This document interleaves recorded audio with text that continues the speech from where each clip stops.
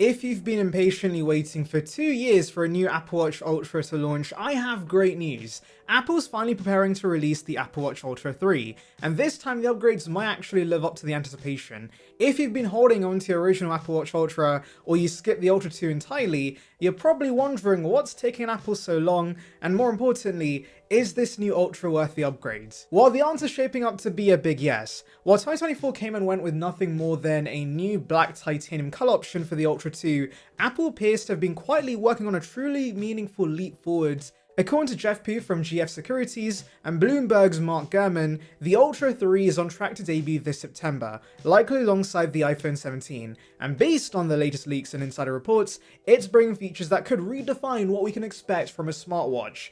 Okay, that might be hyping up too much, but there are big upgrades. Let's start with the elephant in the room, the delay. Last year, Apple decided not to update their Ultra's hardware, they only gave us a new color option, but that gap may turn out to be a blessing in disguise. 2 years of development time means Apple's had the chance to implement features that go beyond the typical incremental refresh. It has also raised expectations, and if you're still using the first generation Ultra, the upcoming model could be the upgrade you're waiting for. But those radical changes don't apply to the design. If you're hoping for a radically different look, you might be slightly disappointed.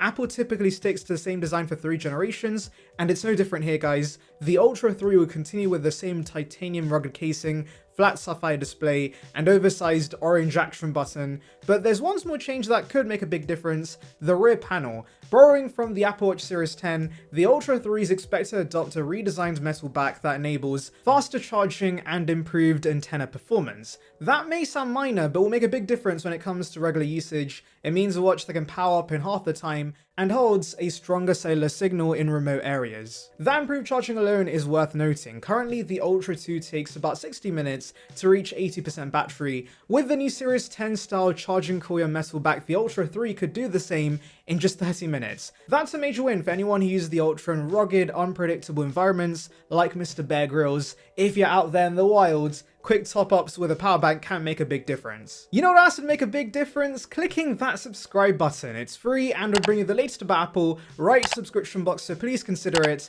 Join the Surround Byte gang now. The display is also getting a long overdue upgrade. In an odd twist, last year's Apple Watch Series 10 actually leapfrogged the Ultra 2 in display tech. The Series 10 introduced an LTPO3 OLED display, and thankfully the Ultra 3 is catching up now, allowing for better power efficiency and a live ticking seconds hand in always on mode, along with up to 40% more brightness at wider angles. Again, if you happen to be like Bear Grylls out in the wild with your Apple Watch, you would appreciate the display being brighter in harsh outdoor lighting. Under the hood, the Ultra 3 also is getting a new chipset. The current Ultra 2 uses the S9 chipset, which is still fast and very capable, but not much of a leap from its predecessor. The Series 10 introduced the S10 SiP, which was more compact and helped Apple reduce the thickness of the watch body. With the Ultra 3, Apple could push things further with an S11 SiP, which it could share with the Apple Watch Series 11. Whilst we don't have specs for this yet, a smaller and potentially more powerful chipset could pave the way for better efficiency, longer battery life, or more space for new components, like say a satellite modem or advanced sensors. Which brings us to what could be the standout feature of the Apple Watch Ultra 3, satellite connectivity. This is a big one. Satellite support has been available on iPhones for a couple of years now, originally for emergency SOS and then expanding to standard text messages in iOS 18. Apple wants to bring the same safety net to the wrist. Imagine being completely off-grid, no cell towers, no Wi-Fi, and still being able to message someone from your watch. That's the promise of satellite connectivity with the Ultra 3. This isn't just about convenience. For people who hike, climb, ski, dive, or explore remote areas, it's potentially life-saving. Right now, competitors like Gurman offer satellite-based features on their niche rugged watches. With this update though, Apple could be offering similar protection, but built right into what ultimately is a mainstream watch. Now, Apple is planning to offer satellite messaging on the Ultra 3 free for the first 2 years, like it does on the iPhone, but I do want to mention it's been over 2 years since the iPhone 14 released, and they're still yet to charge for the feature. And because it saves lives, I have my doubts they're going to be asking people money for this. Imagine being on the verge of death and then the Apple Watch saying, "Hey, you've got to pay me $15 or I don't save your life," as you hang off the side of a cliff. Now let's switch gears to health, a category where Apple continues to push boundaries. One of the most talked about features expected in the Ultra 3 is hypertension detection. High blood pressure is often called the silent killer. It develops without symptoms and can lead to heart disease, stroke, and death if left unchecked. Apple has reportedly been working on blood pressure tracking for years, and the Ultra 3 may finally be the device to launch it. To be clear, this feature won't replace the traditional cuff. It's not going to give you precise systolic and diastolic readings. Instead, it will track trends in your blood pressure over time and alert you if it detects an upward trajectory that might signal hypertension. Think of it as an early warning system, one that could prompt you to see a doctor before something more serious develops, and that again could be groundbreaking. Combine that with existing features like ECG, atrial fibrillation alerts, fall detection, and blood oxygen monitoring, though that's only available outside the US for now because of patent disputes, and the Ultra 3 is shaping up to be a legitimate health companion, not just a fitness tracker. And when the Apple Watch can quite literally save your life, that $799 price tag doesn't seem too bad, which is what Timothy wants you to think. But health and safety aren't the only areas seeing improvement. The Ultra 3 is also expected to introduce 5G connectivity, something no Apple Watch has offered before. Instead of sticking with Qualcomm modems, Apple's reportedly making a major shift. They're planning to use MediaTek's 5G RedCap modem, which is specifically designed for wearables and low-power devices. RedCap is a version of 5G that offers many of the benefits like faster speeds and low latency, without the power drain of full 5G. It's optimized for smartwatches, meaning better performance and efficiency when using cellular data,